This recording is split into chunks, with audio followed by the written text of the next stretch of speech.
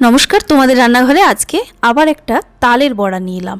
এইভাবে তালের বড়া বানালে তালের বড়া থাকবে একেবারে নরম তুলতুলে, সেটা যদি আপনি 4-5 দিনও রেখে দেন তাও। তো এর জন্য প্রথমে একটা বড় বাটি নিয়েছি, দেখুন সেই বাটির মধ্যে নিচ্ছি তালের পাল্প। তালের পাল্প যেটা ব্যবহার করবেন অবশ্যই আগে তাকে পাল্প বের করার পর ফুটিয়ে নেবেন।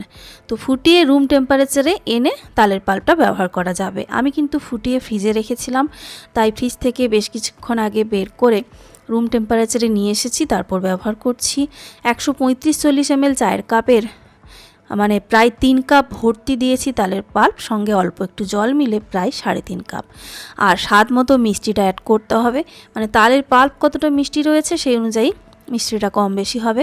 তো স্বাদ মতো চিনি অ্যাড করে তারপর তার সঙ্গে 1 চা চামচ মতো গোটা মৌরি দিয়ে দিলাম, আর সঙ্গে কিছু কুচানো নারকেল দিলাম। তাতে করে কিন্তু যখন খাওয়ার সময় বড়াগুলো খাওয়ার সময় মুখে এই কুচানো নারকেলগুলো লাগবে, ভীষণ ভালো লাগবে। এবার দেখুন দিচ্ছি আমি মিহিদানার সুজি। তো এখানে মিহিদানার সুজি ব্যবহার করছি। যে কাপে তালের পাল্প প্রায় 3.5 কাপ নিয়েছি, সেই কাপের 2.5 কাপ। তালের পাল্পটা কিন্তু তালের পরিমাণটা একটু বেশি হতে হবে, জল যেন কম থাকে, তাহলে খেতে বেশি ভালো লাগবে। স্বাদ মতো একটু নুন, 1/2 চা চামচের থেকেও কম পরিমাণে একটু নুন দিয়েছি। এবার সব কিছুকে একটু বেশ ভালো করে মিশিয়ে নেব। মিশিয়ে নেওয়ার পরে সুজিটাকে একটু ফুলে নরম হওয়া পর্যন্ত একটু সময় দিতে হবে।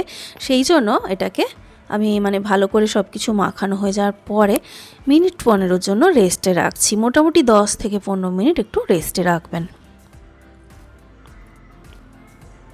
তো মিনিট 15 হয়ে গেছে।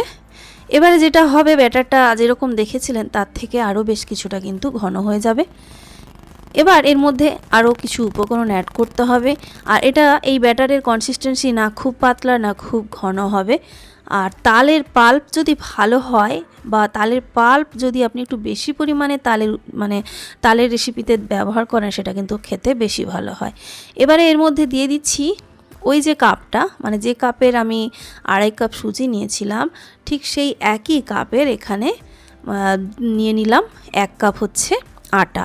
এই যে লাস্ট উপকরণটা দিচ্ছি, এটা জল 1/2 কাপের থেকেও কম পরিমাণ, কিন্তু এই জলটা গরম করে নেওয়া। একটু গরম জলটা বড়াটা জাস্ট ফ্রাই করার আগে অ্যাড করবেন, দেখবেন বড়া বহুদিন পর্যন্ত রেখে দিলেও নরম তুলতুলে থাকবে, আর খেতেও কিন্তু বেশ ভালো হবে।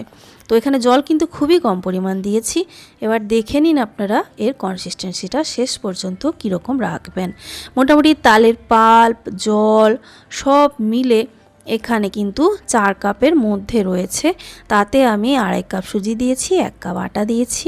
আর আটাটা একটু ভালো কোয়ালিটির ব্যবহার করার চেষ্টা করবেন। আমি এখানে আশীর্বাদ আটা ব্যবহার করেছি। তো ভালো করে হাত দিয়ে আমি এটাকে মোটামুটি 5 থেকে 6 মিনিট ধরে ফেটিয়ে নিয়েছি ব্যাটারটা। আর দেখুন ব্যাটারের কনসিস্টেন্সি, যখন ব্যাটারটা বড়াটাকে ফেলছি ঠিক দেখুন এরকম, সহজে হাত থেকে পড়ে যাবে, আবার অতিরিক্ত পাতলাও হবে না। তো এবার কড়াই একটা ভালো করে গরম করে তাতে দিয়ে দিতে হবে ডিপ ফ্রাই করার মতো তেল। তেল গরম হয়েছে কি না চেক করার জন্য ব্যাটার থেকে অল্প একটু নিয়ে দেখে নিতে হবে। যদি দেখেন যে সঙ্গে সঙ্গে ফুলে উঠছে বা ভাজা হয়ে যাচ্ছে তাড়াতাড়ি, তাহলে বুঝবেন তেল হয়ে গেছে। নাহলে আরেকটু সময় গরম করে নেবেন। হাই ফ্লেমে রেখে তেলটাকে খুব ভালো করে গরম করতে হবে।